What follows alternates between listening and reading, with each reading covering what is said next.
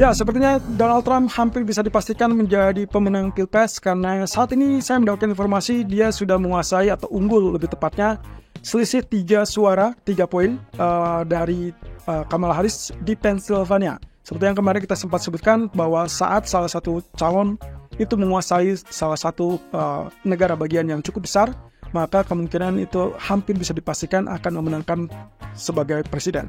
Well, kita tinggal tunggu beberapa jam ke depan apakah itu resmi apa tidak, karena yang dikhawatirkan masih tetap yaitu kaitannya dengan pemilu 2020. Kalau itu sampai terulang, ya mungkin kita harus bersabar sampai beberapa hari ke depan. Nah, tapi kurang lebih kalau kita lihat dari pergerakan US dollar, ada yang cukup menarik di sini, termasuk juga pergerakan sampai tadi pagi. Oke, yang kita lihat di sini adalah US Government Bond Yield atau US Treasury Yield ternyata mengalami kenaikan persis dengan apa yang kita duga kemarin, bahwasanya kalau misalkan Donald Trump memenangkan kontestasi Pilpres ini, seharusnya akan terjadi kenaikan dari US Treasury Yield ataupun bahkan US dollar. Nah, jadi secara otomatis kita mungkin akan melihat tekanan di sisi mata uang lain, termasuk juga pound sterling. Tapi apakah emas akan mengalami penurunan yang lebih drastis atau tidak?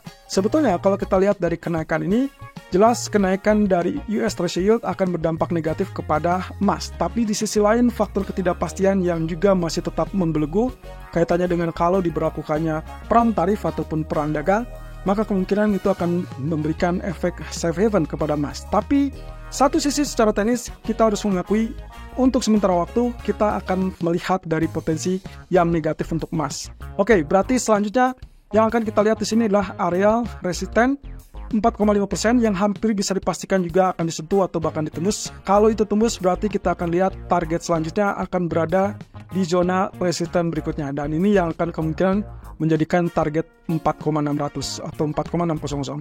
Di sisi lain kalau kita perhatikan dari US dollar, pergerakan juga sama.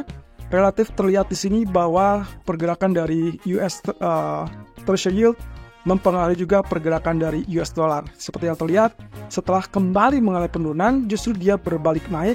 Dan ini persis dengan yang kemarin kita khawatirkan ya. Waktu saya sempat sebutkan, penurunan tertahan di 23,6% dan belum terlihat penurunan sampai 50%. Sehingga sangat bisa dibilang dikhawatirkan untuk terjadi kenaikan untuk penguatan dari sisi US dollar. Nah, inilah yang terlihat di sini teman-teman. Peluang ini mengakibatkan kenaikan dan juga berarti kita akan melihat dari teritori resisten yang paling besar di sini adalah 106. Nah, kalau misalkan sampai beberapa waktu ke depan itu masih tetap bullish, maka hampir bisa dipastikan kita masih akan bisa melihat ini sampai at least keputusan dari suku bunga Federal Reserve, dan itu berarti di hari Jumat dini hari atau di hari Kamis malam waktu Amerika.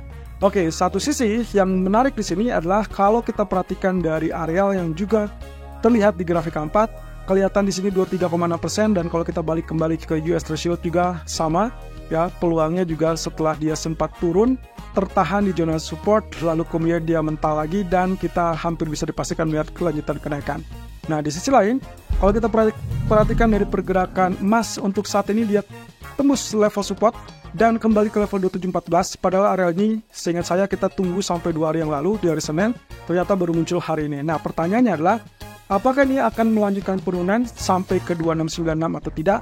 Well, secara jangka pendek, saya rasa kemungkinan kita akan melihat areal 2696 itu bisa terwujud untuk dalam waktu dekat. Tapi dengan kata lain, kalau kita bicara tentang efek selanjutnya, maka yang harus dilihat di sini adalah saya perkecil grafiknya, Anda bisa lihat di sini uptrend channel atau trend channel naik masih tetap berkuasa, sehingga yang nantinya kalau misalkan terjadi penurunan ke zona 2696 tersebut, hati-hati karena kemungkinan demand akan jauh lebih kuat di area tersebut. Jadi dampak dari posisi tersebut kita akan melihat demand yang lebih kuat di area 2696 atau dengan kata lain tembus 2700 terlebih dulu. Tapi kalau misalkan kembali ke topik awal waktu di 2 hari yang lalu saya sempat sebutkan bahwa kenaikan ataupun penurunan itu akan relatif tertahan di zona yang sama, maka area 2714 seharusnya akan menjadi area support yang cukup kuat, dan seperti yang ditulis dalam artikel 2 hari terakhir bahwasanya kita melihat area 2714 sampai 2708 itu adalah area support ataupun area demand, sehingga kemungkinan kita akan lihat pembalikan di situ. Dan ini akan mengakibatkan dampak yang lebih luas lagi, yaitu kaitannya dengan dampak dari FOMC. Kalau misalkan untuk sementara waktu, saya rasa yang penting harus kita pantau lebih lanjut adalah area 2696 tadi. Selama tidak terjadi penembusan 2696, Anda boleh incar buy terbaru di area 2696 tersebut atau 2700, tapi kalau misalkan tembus, Anda harus siap-siap pertahankan sampai 2670. Sehingga kemungkinan dampak dari eksekusi ataupun rencana atau strategi berikutnya itu kaitannya dengan potensi profit taking yang kita tunggu-tunggu dari sejak 2 minggu terakhir. Nah, otomatis yang saya pikirkan dalam grafik daily adalah area 2685 sebagai Fibonacci expansion 0% atau Fibonacci retracement 0%. Nah, ini kaitannya dengan kenaikan yang sebelumnya hampir mendekati Fibonacci expansion 100% tapi tidak terpenuhi, kemudian dia turun di bawah 61,8% extension, maka dia akan kembali ke titik awal Fibonacci retracement 0%. Sehingga dengan demikian, sell akan lebih preferable dalam jangka pendek, tapi begitu dia sudah mendekati area 2696, 2685, maka hati-hati kemungkinan demand akan muncul di zona tersebut. Well, untuk sementara waktu, stop loss yang tadi pagi kita sudah tersentuh, sehingga ubah strategi. Kalau misalkan dia resmi tembus 2700 atau 2702, Anda boleh switch strategi dengan target maksimal 2685. Tapi kalau dia tidak tembus, maka Anda hold terlebih dulu, tunggu sampai nanti malam, karena kita akan melihat hasil dari fix, dari hasil pengumuman ataupun penghitungan suara, apakah Donald Trump akan resmi menyandang sebagai presiden atau tidak. Termasuk juga red swap. Nah, kaitannya dengan potensi dari berikutnya adalah pertemuan dari FOMC.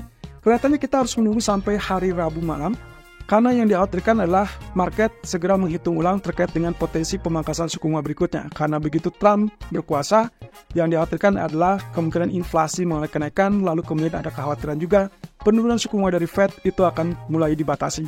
Tapi saya rasa pandangan saya masih tetap sama, yaitu kaitannya dengan hal tersebut baru akan dilakukan di Januari 2025.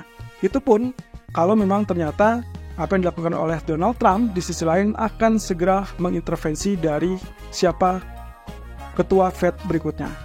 Nah, sementara kalau kita lihat dari crude oil, kelihatannya juga mulai penurunan yang cukup drastis. Sebetulnya kalau misalnya kita perhatikan di sini, arealnya juga relatif lebih kuat untuk turun. Jadi strategi tadi pagi pun sepertinya akan kita ubah dari buy menjadi sell. Ini dengan catatan kalau tidak melihat lagi kenaikan di atas 71.40. So, strategi yang terbaru adalah rebound ke zona kisaran 71, silakan lakukan sell, kemudian TP di area 69. Itu yang paling memungkinkan, karena yang dikhawatirkan adalah area penurunan ini, seperti yang kemarin kita jelaskan, ada kekhawatiran ataupun ada potensi dia akan menjadi inverted hammer kalau misalkan terjadi swing low terakhir seperti demikian. Nah, berarti keputusannya adalah nanti malam apakah penurunan ini akan terbatas di 69 atau dia akan lanjutkan penurunan. Jika terbatas di 69, otomatis kita akan lihat kenaikan mirip dengan apa yang kita strategikan kemarin, inverse head and shoulder. Tapi untuk sementara waktu, berhubung dia sudah tembus 7140, berarti ada rebound ke level 7100 atau mendekati, silakan lakukan sell.